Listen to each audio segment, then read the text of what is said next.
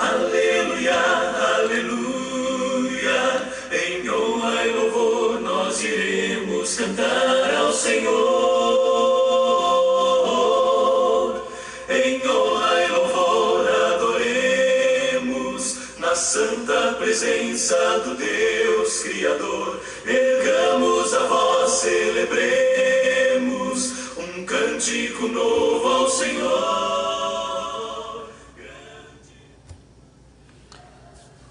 Olá, irmãos e amigos, estamos juntos mais uma vez para o nosso Café com Deus. Meu nome é Edivaldo e hoje gostaria de compartilhar mais uma meditação baseada no livro de Atos dos Apóstolos, capítulo 1, versos 15 ao 26. Assim diz o Senhor: Naqueles dias, Pedro levantou-se entre os irmãos, um grupo de cerca de 120 pessoas, e disse: Irmãos, era necessário que se cumprisse a Escritura que o Espírito Santo predisse por boca de Davi a respeito de Judas, que serviu de guia aos que prenderam Jesus.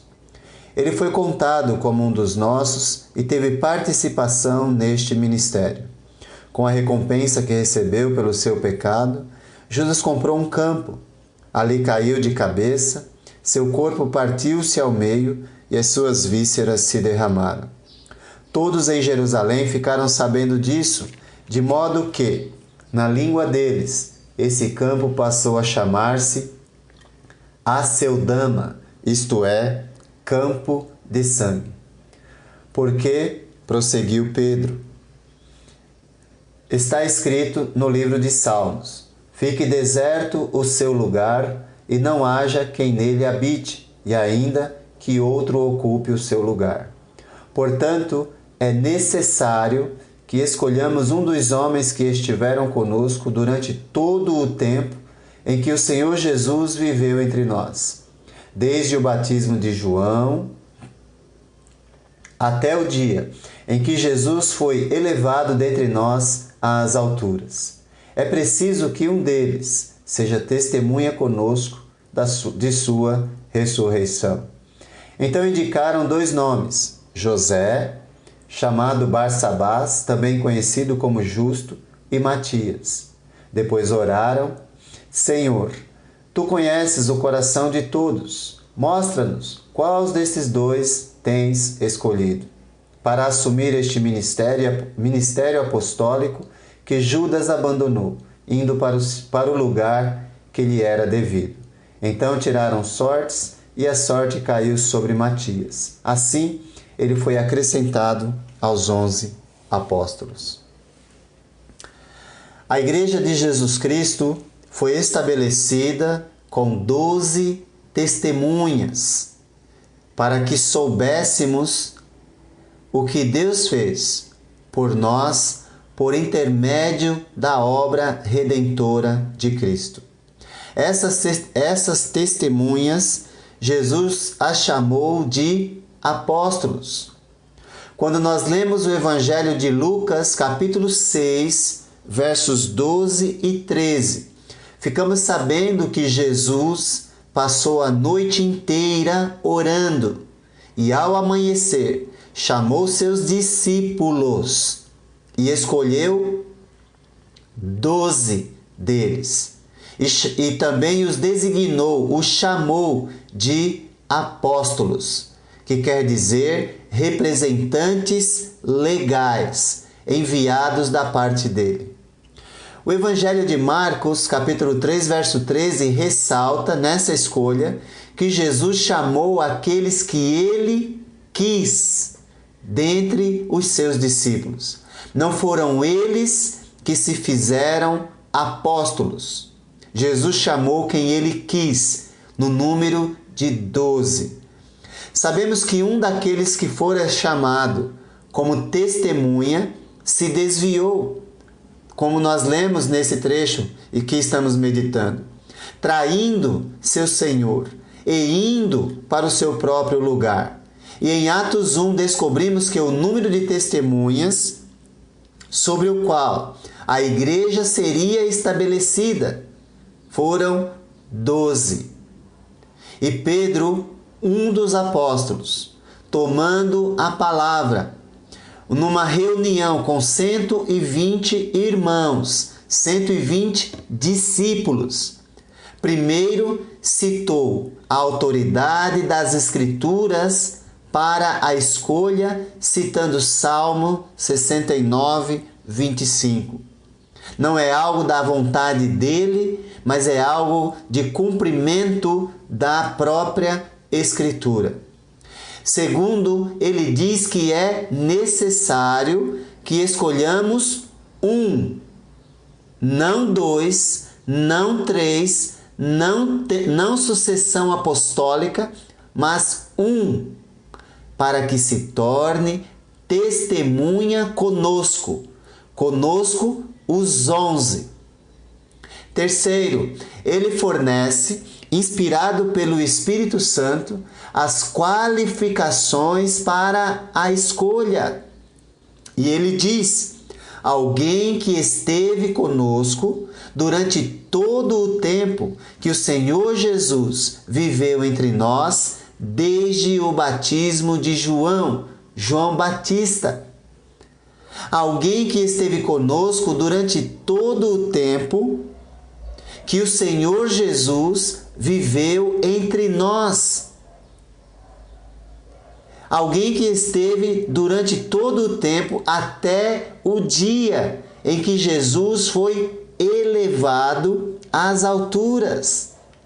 É preciso que um, não dois, não três, não sucessão apostólica, um deles se torne testemunha conosco da sua ressurreição. Quem preenchesse essas qualificações completaria o número dos 12 apóstolos. Dois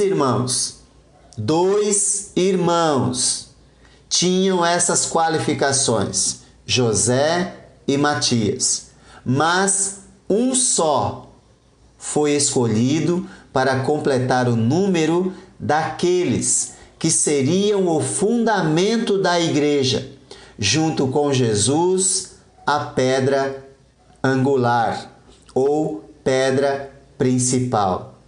E está escrito na carta de Paulo aos Efésios: nós somos membros da família de Deus, capítulo 2, versos 19 e 20, edificados sobre o fundamento dos apóstolos e dos profetas, tendo Jesus Cristo como pedra angular.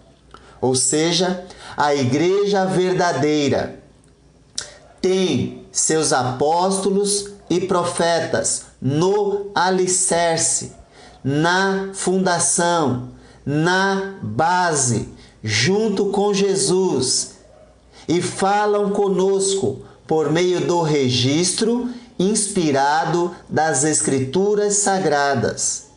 E para isso, Deus concedeu evangelistas, pastores e mestres ou professores como continuidade dos dons de ensino para a edificação do corpo de Cristo. Por isso, na mesma carta aos Efésios, Paulo diz: Deus, alguns para apóstolos, outros para profetas, outros para evangelistas e outros para pastores e mestres, com o fim de preparar os santos para a obra do ministério, para que o corpo de Cristo seja edificado. As qualificações para o exercício de um verdadeiro apóstolo revelam que não é possível existir sucessão apostólica e os que existem hoje são pseudo-apóstolos, falsos.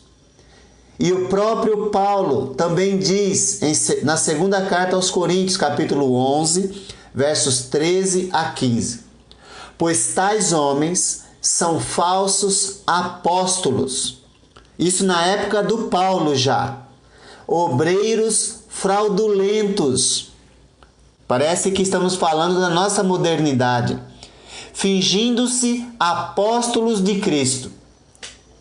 Aí o Paulo diz: não é de admirar, pois o próprio Satanás se disfarça de anjo de luz.